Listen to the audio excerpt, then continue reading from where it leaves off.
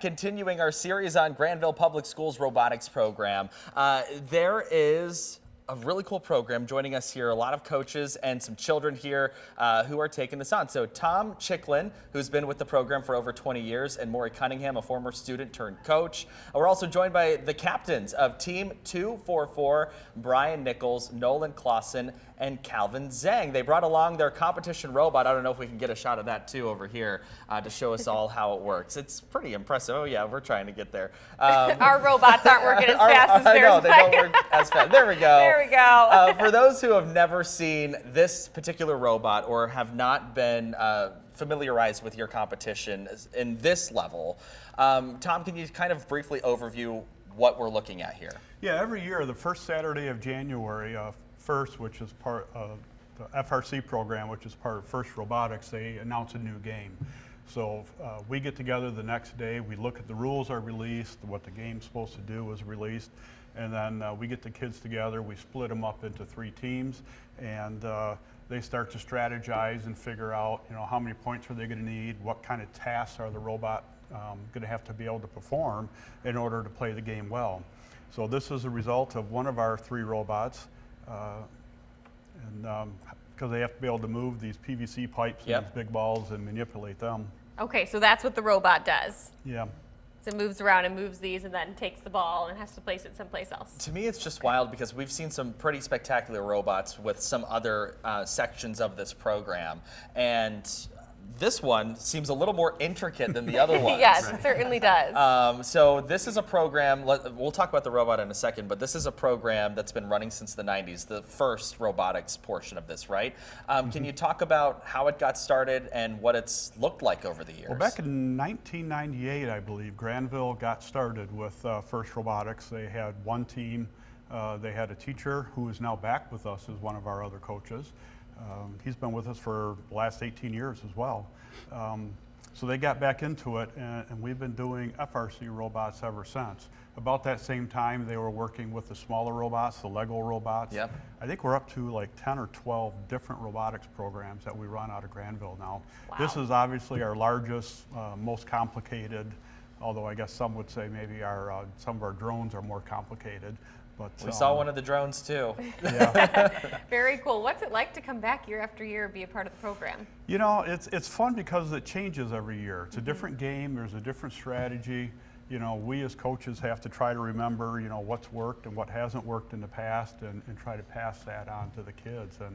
And I guess I'm just still here because I like working with the kids, and I haven't found the exit yet. So. Well, I think they're glad that you haven't found the exit yet, because you've been able to take these kids all over North America to compete in these first robotics competitions. Can you kind of put into words the places you've been able to go and take these kids and the experiences that they've been able to experience? Yeah, I mean, a lot of these kids haven't really traveled much, so we have a lot of times when we do travel, especially by airplane. It's the first time a number of the kids have been on an airplane. So we've been to Calgary. Nice thing about Calgary is we'll work them really hard for the competition. It used to be held in the Olympic Oval, and then we'd head over to Banff for 3 or 4 days and let them run around in the Canadian Rockies. We took the teams to Hawaii once. Oh, wow. So that definitely was a nice place to take them. We're kind of used to cold weather for our competition because it's always February, March, April. So Hawaii was nice. We've been to Victoria Island a number of times. This was the first year in probably 4 or 5 years we haven't gone there, but we substituted that with Montreal. Okay, well, you still get out of the country. Place. Yeah. Yeah, we'd like to get out of the country. We travel to Canada. We try to get there twice a year if we can. Okay. We did make it twice this year. Our second one was a few weeks ago. We were in North Bay, which you kind of go over to Toronto, hang a left, and drive like 3 hours north from there. You guys got to get a little bit further south to get those warmer temperatures. Right. Now, for the coaches, how are we balancing, the creative liberty of going into building these robots, plus the technical aspects that go into making them as well? Or more. Me? Yeah. So we balance it because we do let the kids do most of the, all of the design and all that kind of work. But then if they're going down a very bad path, we'll kind of like steer them over a bit. It's like gentle parenting. Yeah, we're like, maybe you should not do that kind of thing. But for the most part, they have all the designs and they have all all the creative like minds that they want, and we just kind of supply them with parts. Maury, Yep. we'll stay with you for this next question. You were actually a part of this program as a student. You came back as a coach. Can you talk about your experience, not only as a student, but also the joy to be able to get to come back and help these kids out? Yeah, so I graduated in 2013, so a while ago. And then I went to college, and then I coached a different team while I was in college. And then I came back to this amazing program. It's so rewarding to help the kids. And I personally like the Grandville Robotics program. Of course, I'm still here. And so I came back to help as the program is, becoming a bigger thing. And, we got our new space and all that kind of stuff. Yeah, the space looks really cool too, by the way. And what makes the first robotics competition so different from other robotics programs out there? I think the main thing is that it's 3-on-3, and the robots are big, and they're on this huge field, and you walk in and your eyes are like huge because, it's just so much going on. There's so much stimulation happening, right? And there's this thing called cooperation in first, where you're trying to also work well with your opponents, which is kind of this weird kind of thing. Because you always want to win, of course, but you also work with your opponents, and there's this aspect in the game where you get ranked higher if you do this thing called cooperation. So if you both do something inside the game, then you both get a benefit. So it's weird because you're talking to your opponents about like, hey, are you going to do this thing? Instead of like, hey, we're going to beat you. Because we don't really have that aspect here. But Okay, well, and that kind of speaks to how teamwork is so important in all of these different games and robotics competitions that you guys have been to. Let's get to Brian. You've been a captain for a couple of years now. What's that experience been like to lead a robotics team? So it's especially different for first because it's a larger team than normal. And it's been a good experience getting to know people and working with all sorts of different people. And some people are harder to work with, some people are really easy to work with. It's just really good experience, and yeah. It's incredible. Skills that are going to follow you for the rest of your life, certainly, because that doesn't seem to change no matter what. What have you learned throughout the season? What's changed from start to finish? So at the beginning of the season, it was a little difficult. Everyone was like kind of meeting each other for the first time in that setting. And we had to get everyone's ideas, figure out which ones we wanted. So a lot of communication and teamwork was necessary. And then towards the end of the season, we were running like a really efficient. It was just really nice. Everyone knew each other.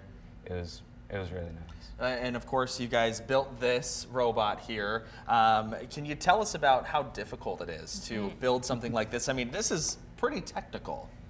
Yeah, so a lot of the components for first, you have to cut your own metal, you have to CNC your own parts, we have a laser cutter, we have to laser cut things, and you don't just get handed parts that you like put together, you have to make everything yourself. So that's one of the challenges, but it's definitely a great learning experience. Yeah, absolutely. Wow. So I know that, are we going to show off the robot? Yeah. Yeah, do you want to show it off? Well, we have about 5 minutes left, so if you guys want to boot that up and start doing its thing, that'd be great. And Calvin, while they're doing that, we're going to ask you, how did this year's robot come together? How did you guys work together to be able to put this together? I know that there's a lot of CNC involved, there's a lot of building the different components here. I mean, how does that teamwork work? Right, so at the beginning of the season, everybody's aware that we have 6 weeks to build, so that's a deadline to meet the first competition and get the robot working before then. But before all of that, we just take about a week to analyze the game. And everybody's just trying to figure out what is important, what's trying to be the most important thing to win the match, right?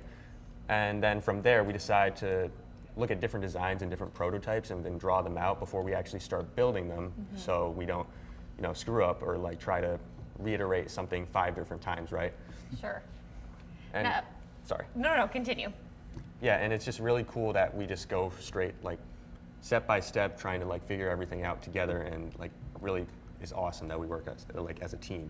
Absolutely, because I'm sure it's harder to go backwards than it is forward. If you miss a step or if things start to go wrong. Got to make sure you got all the steps in place there. Yeah, absolutely. Nolan, you're going to walk us through kind of how this robot works, correct? Yeah. Are you ready to do that for us? Yeah. Okay. Tell us what you need us to do or where we should be. All right. So one of the main scoring strategies was to score these PVC pipes up high on the reef, it's like a water-based game.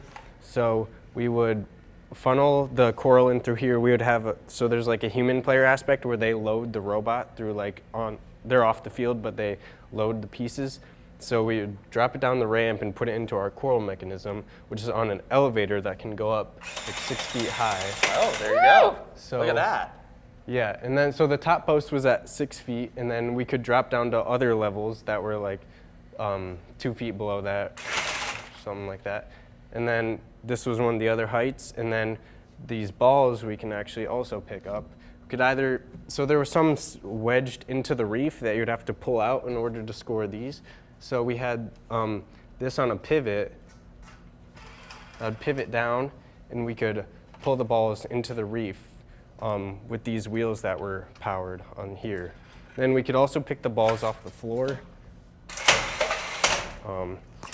like through here, like down in there. How challenging was it to come up with the different layers and levels to the ball, like being able to pick it from up high, off the floor, all of those different avenues? Yeah, so we saw that they were at the different levels, and then we needed to reach out into the reef, so we decided to put this on a pivot. And then so it can pivot to all the different angles that we need to grab the balls either off the floor or out of the reef. Very cool. Incredible. So intricate, and obviously hats off to you guys for creating something like this. Again, I always go back to I would never have been able to do this in high school. And not now either. No, and not now either. Yeah, no. So very, very cool stuff. If we have about 15 seconds left, one piece of advice that you would give somebody who wants to join a program like this?